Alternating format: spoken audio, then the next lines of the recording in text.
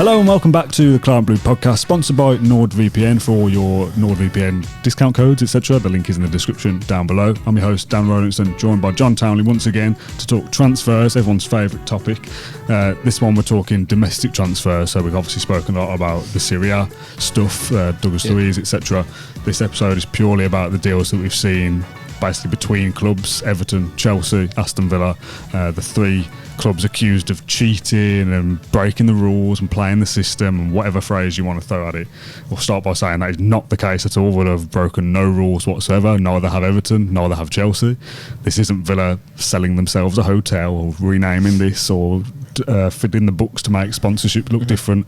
This is just purely, we want to buy that player, we'll sell you this player. Who is to say what is the correct valuation of a player? I've seen people talking about like, his transfer market value is only 900 grand. Why is he going for 15 million? That set me off, mate. Like, the transfer market stuff is so frustrating. so for funny. years I've been on that. Oh my god! Like even if my mates or whatever would bring up, his value on transfer. Shut up! Transfer market isn't. They don't even like. Isn't it just like compiled by the community of like people kind of suggesting? I'll be honest. I think they should take it off because I don't know why they do. If they do it, at least try and guess. They don't even get. They don't even. This isn't like a slant on transfer market. So I use it a lot for different stuff, but they don't even in their kind of.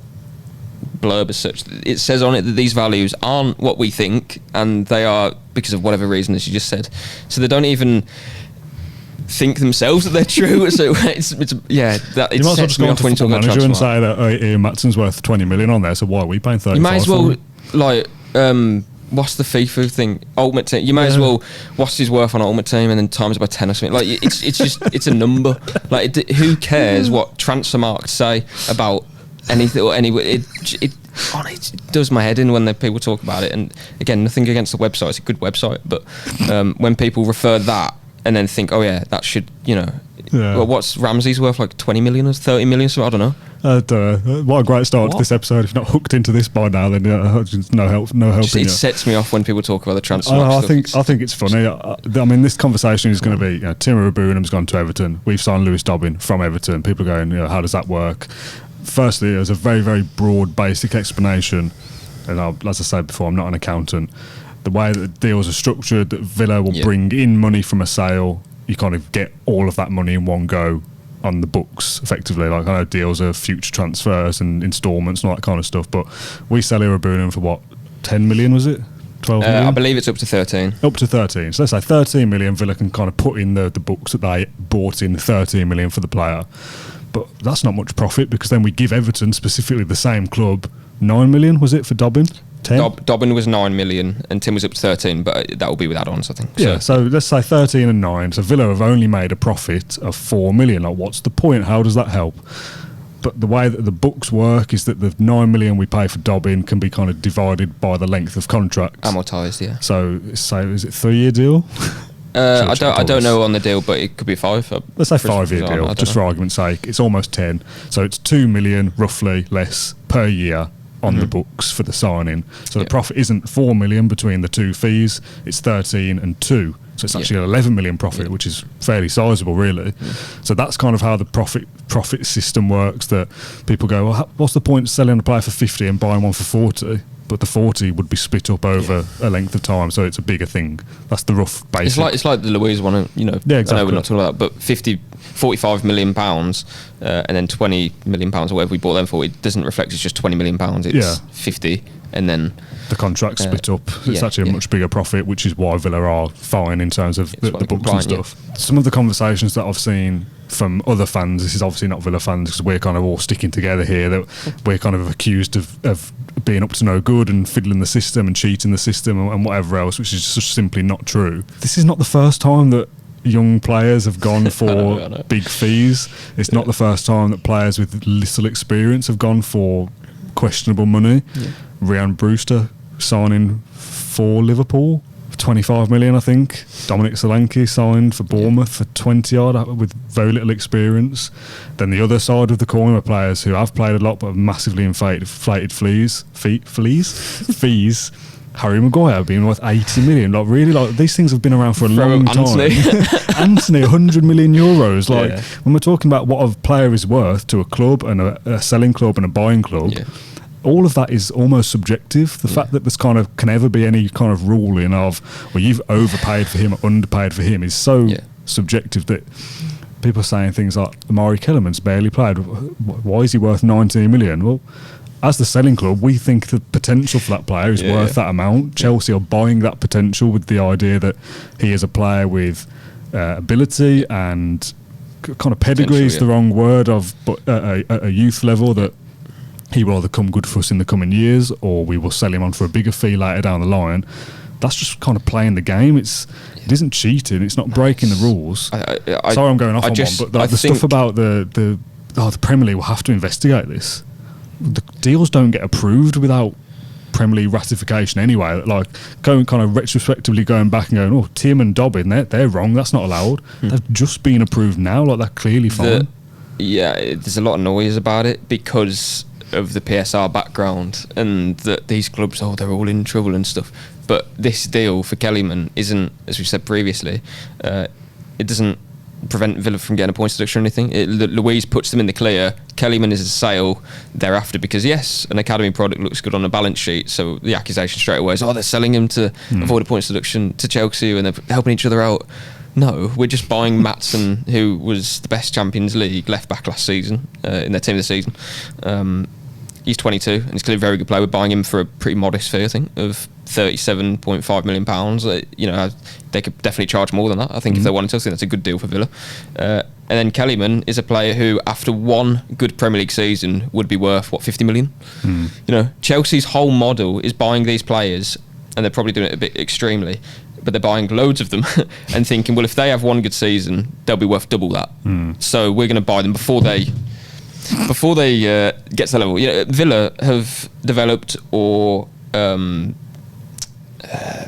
progressed, or whatever you want to say, in their academy. Jack Grealish, Jacob Ramsey, Chukwuemeka, Kellyman. Yes, we bought from Derby, but he progresses at Villa. This is an academy who has previous such of creating top footballers. So why should anyone judge us to say, but Transfermarkt says £1 million? Like, come on, get a grip. God, we're selling a top player, probably our most exciting academy product, who's 18, the same age as what Chukwuemeka was when he went for more, £1 million more, £20 million to the same Chelsea. Club, John. There's clearly some foul play going on here. 2 years ago, and prices were always doing that. Chukwuemeka, yes, he played some Premier League games. Kellyman would have played those Premier League games as well, I think, but Villa were going for the top four. They weren't existing in mid-table. If Villa were comfortably 12th from February, he would have been playing. Kellyman would have had games last season. Absolutely, because even last summer when he was playing in the summer series, and I know this is only pre-season, but he was really good. He hit the post and he was competing against pros. And we saw the body cam of Tielemans playing against Anthony Gordon and stuff, and it's that's still a good level. Yes, the intensity isn't there, but Kellyman still was playing very well and could have scored a couple of goals. The other point I was going to make is slipped my mind, but the key point here is that Kellyman, for £20 million, Chelsea know and are willing to pay that, because when he has his breakthrough season, he's going to be worth double that, and if he plays well, because that's just the market. Villa are willing to sell because, as I said, £20 million is reflective on the books. £20 million, it's pure profit. It's a good sale for them to make. Yes, it's frustrating that they having to kind of adhere to it, because PSR, while it's not Villa aren't selling him to avoid a points deduction, but they're also selling him because obviously it just looks good. And if PSR didn't incentivise these sales, they wouldn't do it, because they'd rather have Kellyman progress, and when he does, then it's worth more, as I've just said. But they're doing it because obviously it's good for the books. It might allow them to then sign, i.e. a Gallagher or something, it not kind of squeeze the PSR even more. Yeah, well, that'll be the next thing, won't it? Obviously, depending on when this comes out and what things have happened, I think it will be interesting on when some of these deals go through. Obviously, there was a lot of talk with John Duran with Chelsea as well. Now Villa are PSR compliant. We don't need to sell people by the end of June for this year's books. We can kind of think, well, we know that deal is going to come in the first week of July, and that'll be for next year, and that will help us for next year's books, and maybe even the year after that. The next thing will be that we sell Kellyman to Chelsea and then either sign Gallagher from Chelsea or Duran goes to Chelsea, and there'll be more of this thing of why are these two clubs specifically still going at each other for? Why are Villa and Everton selling players and trading players? Because they've got to be clever. Well. But this is the thing, isn't it? For me, that all this talk of people saying the word cheating is outrageous because it's not breaking any kind of rules. No. Playing the system or being cute or being clever, as people say about winning penalties, like it is a little bit of that. And if this was other clubs, how would I feel about it? Maybe differently. But Villa aren't breaking any rules. These are the rules that Villa have tried to change. In fact, we proposed it and everyone rejected it. By increasing the amount of losses that you can make, and that was rejected. So Villa are actually playing within the rules to the kind of the nth degree of, well, if this is just how we have to do things, then kind of so be it to a certain extent. How the players actually work is interesting. I'm sure we'll talk about that in our kind of squad depth video that we do. How many games is Lewis Dobbin going to play for Aston Villa? Who knows? Maybe very few. How many games would Tim Iroegbunam have played for us? Probably the same kind of amount. So from a footballing perspective, are these deals good? Are these players that Emery wants? Is the ability and potential there? Or is this just a case of kind of just moving players around on a balance sheet of going, well, we kind of get rid of this squad player that won't really play much for 10 million, sign your squad player who won't really play much for 10 million, and we both kind of benefit. Yeah. Yes, that sounds wrong, but if the rules allow it and almost actively encourage it, the rule that you just have to do it. That is the point. The rules encourage it. Villa don't want to sell their youngsters, and Suarez has already said, or I don't think he said it literally, but he knows that it's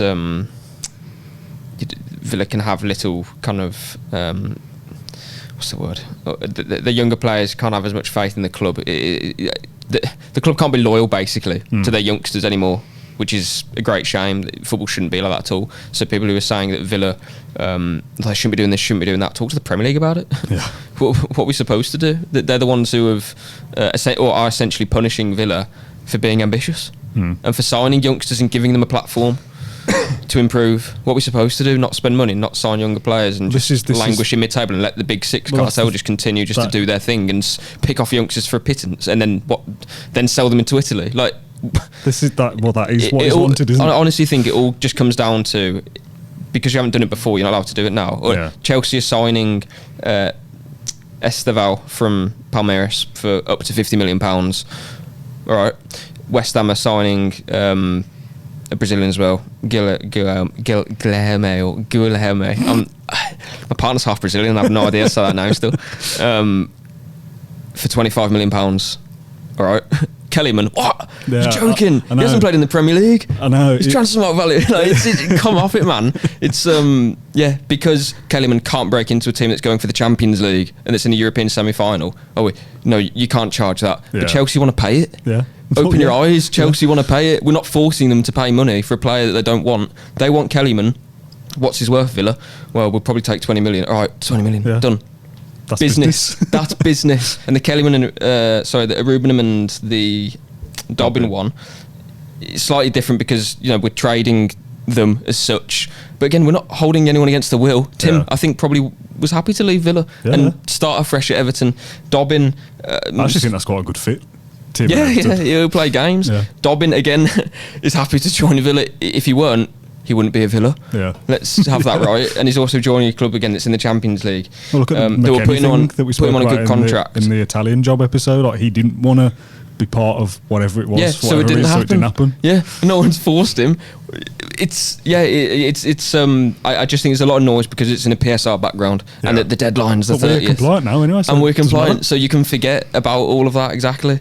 It's kind of like the thing we said in the last episode about like kind of trusting in Emery, but not him, like kind of having that kind of aspect of both. Yeah.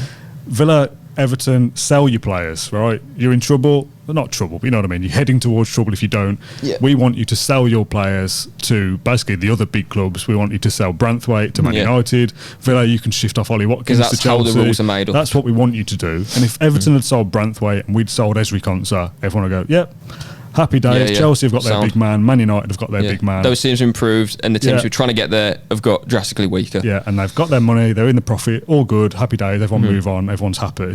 Except the clubs that have lost their big players. Except Villa. Except Everton, Newcastle, Forest, whoever it is who is in trouble, who are just playing by the rules But and who having to cares do for them? what they have to do.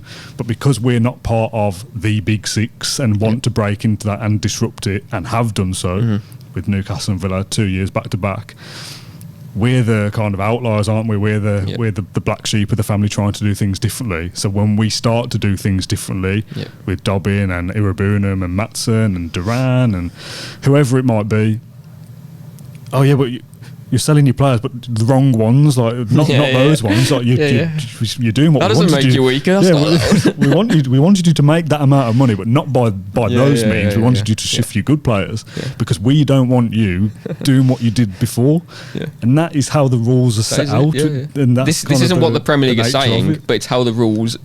It's what they it's making imply, exactly. And as well, I think people are forgetting that the owners that we've got have ploughed millions into the academy. They've recruited younger players. Purpose. Tim and Amari Kellyman didn't come from Villa's academy. They were signed from West Brom and from Derby. Nothing illegal there. It's how dare Derby charge 800 grand for Amari Kellyman when he played no minutes? Picking up players from other academies or whatever it may be to improve at Villa because there's clean infrastructure. There's a pathway for them to become Premier League players, as has literally happened here. Villa sell them for more because they're that good. Tim Iroegbunam has already played in the Championship for QPR. He's 20 years old, an England international, very good player for his age and for what he's going to bring. He'll probably do well at Everton. So £30 million again is like, it's about right. But if not, maybe we could have charged more without a PSR background. Kellyman, we didn't want to sell, but we're doing it because it has, because it reflects well, and it reflects well on the books because we're in the PSR background. That's what it is. It's not. We're not doing anything that we want to do. That's the point. And we're not selling players who, I don't think I'm out of my place by saying that Kellyman probably has more potential than some other players in the academy. That's not rude. Those players will still have fantastic careers in the Football League. But we're not selling those players for 20 million. We're selling a player who has got every chance of making it at the top. And also, what is the flip side of this that we've seen at Villa specifically, and that we countless other examples across the Premier League, if there's fans of other clubs listening to this, the kind of the bigger picture of football, you'll have your own examples as well. But we've seen players in the past come through Villa's academy, either as homegrown ones or ones that we've taken from other academies, who've gone on to be like the next best thing. The Moore brothers, Nathan Delfonso, Callum O'Hare, whoever it is, come through as one day they're going to be great. The Gardner brothers. And they just fizzle out and have no career at Villa. Villa lose them on a free. They go on to have decent career. Like Callum O'Hare as an example, has a good career at Coventry, could move elsewhere, whatever. But what benefit did Villa get from Callum O'Hare? We got him through the academy for however many years, ploughed development into him, got no transfer fee for him, got no kind of minutes on the pitch from him as a performer, and we lose out and everyone goes, okay, well, that's allowed, that's fine. But you can't then do the reverse of that and pluck the promising talents from other academies or your own, develop them through and sell them for 10, 15 million. Again, we've talked about it loads of times before. I don't like that. That's not how football should be, but it is. And if you want to compete at the top, the best way that you can do to kind of self-sustain yourself is sign Tim Iroegbunam from your local rivals academy for 500 grand and sell him for 13 million 3 or 4 years later. That's just how it is now. And that might not be nice to people. That's not what we want to see. We want to see one of our own and all that kind of stuff. But if the rules actively encourage you to make as much money as you can, as much profit as you can, academy players are the best way to do that. And other clubs will do the same, but what are we supposed to do? Sit on Tim Iroegbunam for 3 or 4 years, loan him out, and then lose him on a free? What benefit is that to Aston Villa? And keep saying there has to be... What benefit is that to Tim? He's got the opportunity to go and play in the Premier League now. Yeah. Good move for him. And I keep saying there has to be a willing buyer. And Chelsea have spent £1 billion on transfers, not all on teenagers, but there's a chunk there. And no one seems to be kind of pointing the finger at but they're the ones that are willing to pay £20 million for an 18-year-old. That's where it's also wrong. Yes, the rules, but also if teams are willing to pay that amount of money for a player, what are we going to do? What do you expect us to do? Turn that money down? And in an ideal world, we would, because luckily we have fantastic owners who are willing to pump hundreds of millions of pounds into the club. If this player was at Burnley, for example, you know, it's the point being there's a huge amount of money in football now, but there are also some clubs who are still spending it on those players and are willing to do so. But that's not Villa's fault. There's a market for that player.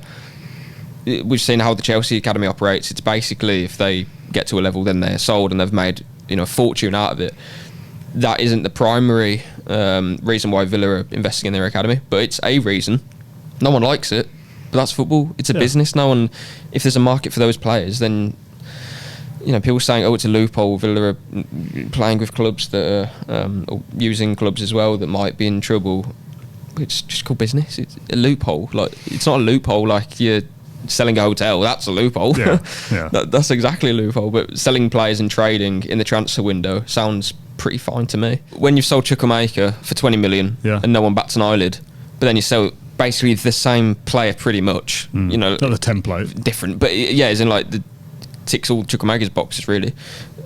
But then everyone kicks up a fuss because it's in a PSR background. It's just like, well, break it down, like work it out for yourself instead of not trying to, because I think that's what people are doing from the outside. They're trying to find a reason why it's wrong, and it's like, but it's not. It wouldn't have been approved in the first place. Like, ideally, Villa don't want to sell the youngsters. Yeah, everyone knows that. But again, people are willing to buy them. It's not our fault. We've talked about the bigger picture then, the PSR stuff, the player trade in between the same clubs. Like, I think all that is fine. It's within the rules. It is what it is. Will it raise eyebrows amongst others? Some, yes. Well, it has, yeah. It has already, but if further deals are done, if we sell Duran to Chelsea and buy Gallagher, people go, oh, they're at it again. But yeah, it is what it is. In terms of the players itself now, what impact it has, and again, we kind of alluded to it a lot. We're doing a lot of filming today, and there'll be another episode about kind of the squad depth and what each player brings. Ian Maatsen is a brilliant transfer, I think. He's played in the Champions League final, he's played at left back, attacking full back, inverts into midfield, gives us different options, different profile, different age to our otherwise ageing full backs. What does that mean for Luca Dean and Moreno? Ealing Jr. can play left wing back. What does it mean for Villa's system as a whole? Are we going to play down that left hand side? Are we going to invert over to the right side? You know, lots of options. But on the face of it, that's a Champions League level quality player who is ready now. It's somebody who's got lots of game time experience and is at a very good age for what I think is a decent fee as well. You know, 35-ish million or whatever it is pretty respectable in the modern market. I think that's a brilliant transfer. Yeah, 37.5 million. It's, I mean, you had the release clause of 35, but that was for Dortmund and it expired. Okay. So Villa were kind of quick to pounce on it. I think Dortmund wanted it. Dortmund didn't have the money to spend on Maatsen, so they wanted it to be lower. But yeah, I'm over the moon with it, really. Like, it's the perfect transfer, I think. It's almost like the ideal transfer of like our next level up, isn't it? Exactly that, and that's where my concern was this summer. I thought, are we going to be able to level up in certain positions or buy players who excite us? I did think we might be in a situation where we, you know, like a Barkley, for example. You know, I'll be the first to say I think he's a fantastic signing for squad depth, but starting every game, will that have to happen or will it not? And hopefully we're in a position where, you know, we can buy another midfielder for the reasons we explained in the podcast yesterday, on Wednesday. Maatsen, fantastic signing, a player that's capable of inverting from left back, so in terms of build-up play, as a two in the midfield, and then that leaves space on the left, or so it did for Dortmund when Sancho was playing there, or another player, which in Villa's case would be Ramsey or Rodgers. That's exciting. Whether Villa do that or not, I don't know, but it gives solutions to Emery. That I put a piece out the other week saying that's what the Maatsen signing does. It's a player with bags of potential, and, you know, there's a lot for Emery to work with, but also, and this is a key theme for all the players that we're signing, is versatile. He can play at right wing, he can play at left back, left wing, inverted in the middle, he can receive the ball. He can probably improve in that area when he receives it, when Villa build up. But again, we're talking about a 22-year-old who's had a very impressive loan at Dortmund. Emery loves him to bits. It's a really exciting transfer, and all the attributes to succeed in the Premier League. I think he's probably hard done by that he didn't get a chance at Chelsea, to be fair, considering some of the left back issues that they've had. But again, it's a sale for them for PSR reasons. Whether it's one that allows them to be free or whatever, I don't think it's that. It's almost like the Kellyman situation for us, where, you know, not ideal that they're selling them, but because it's pure profit, it's handy. Yeah, he had a good spell at Burnley as well, didn't he? Really good spell at Burnley, yeah. Is that the year they were promoted? Yes, so in the Championship season he was under company, and I think they wanted to sign him. I think it was 31 million that was rejected, but this is before Dortmund's loan spell. So again, Villa are getting a player that really could be. I wouldn't be surprised if Chelsea charged 50. Do you know what I mean? Yeah. It's slap a 50 million price tag on him because of those reasons. You'd be like, yeah, it makes sense. Yeah. So I think Villa have got him for a good price. It's a really good deal. I'm happy with it. Yeah, very good signing. If they can do that in other positions, it's really smart recruitment. That would be. So transfers that we are either waiting to go through or expecting to go through, either as this video is already out or in the coming days or at the start of next week or whatever, are Ross Barkley on a $5 million deal. Yep. Ian Jr. had a medical yesterday as we record this. Berenchia, Douglas Luiz obviously to Juventus, Ian Maatsen and Dobbin already done and announced. A nice Adidas quarter zip tracking top that was nice. Bit green but nice. That's 5 transfers done already in like the latter weeks of June, early weeks of July. Villa now PSR compliant, allows opportunities to not again go and spend silly money because you're still going to be careful in the future. But if July sets you into next year's books and you sell Duran for 40 million, all of a sudden then you do go, right, we can now do our Pau Torres signing of last season, our Moussa Diaby signing of last season. And you could argue that Ian Maatsen is one of those calibre of exciting player for a fairly hefty fee. Yeah. But I think, and again we'll talk about this in various videos over the coming weeks, we will now see Villa manoeuvre into almost a different market of kind of a showpiece signing, I want to call it, like a Gallagher for 40 million or a ex-player for 55 million, and be like a big boy that comes in. Yeah, they'll have the capacity to do it. Again, they've got to be mindful, though, haven't they? Yeah, you've still got to be careful. We'll go through the squad depth shortly, but Villa are... But there'll be other sales. Villa are there for squad depth, but it's the sales. It's the... is Duran leaving? There's obviously interest in, will they get 40 million? Don't know, but... it'd be more than 30 you'd hope for. Cash has a £30 million price tag. Both Milan clubs are interested in him. But the key thing is that if Duran goes, striker comes in. If the right back goes, right back comes in. Yeah. If Carlos goes, centre back comes in. So Villa aren't adding more. I don't think they will, apart from maybe a centre midfielder. But they'd be replacing who goes. So that'll be the key now, I think, for July. And Villa want to do their business before the end of the season. Obviously, in an ideal world, that isn't always doable. But before pre-season, you mean? Well, before the first, during pre-season, yeah. Like last season, we had Diaby when we were in America. We had Torres before we were in America, I think. Tielemans, obviously, but then Zaniolo and Longley came because of the injuries. So Villa did their business before the season started last summer. Yeah. They want to do the same. They'll be able to do the same. If the season started in 2 weeks, thankfully it doesn't, but if it did, unlike other teams who are thinking, oh, well, we need that position, this one. I don't know. Obviously, the season doesn't start in 2 weeks, but if it did, what I'm trying to say is we're in a good position. We're not going to be selling any of the top players. Yeah, there's a lot of domino effects in football. We've got a very good 11 and a very good bench. If the window, the season starting soonish. Whereas Liverpool, for example, looking at other players and thinking, is Salah going to be there? West Ham are thinking, well, Paquetá, is he going to be out? Yeah. So what do we do there? Other bits, and obviously injuries can happen over pre-season. Hopefully they don't for us, but we've got a lot there to be excited for, even if the season was to start soon. So we're already in a good place. Yeah, Villa's domino has effectively fell away, isn't it, with Douglas Luiz? That is the sale that has provided us the room to manoeuvre and get things going now. We don't need to, unless we're being led down the wrong path, we don't need to sell Ollie Watkins at the end of July and then we kind of start another process. Whereas other clubs are thinking, well, Everton, for example, selling Branthwaite, they might need to get that done first before they can then go and do other things. Whereas Villa, as you say, pre-season to start pretty soon. Exactly. So we'll be ready for kind of pre-season game week 1, if you like, with our signings ready. And we're not set. Again, things can chop and change, but in terms of we'll have an 11, it's good. That sounds very basic, but the other teams won't.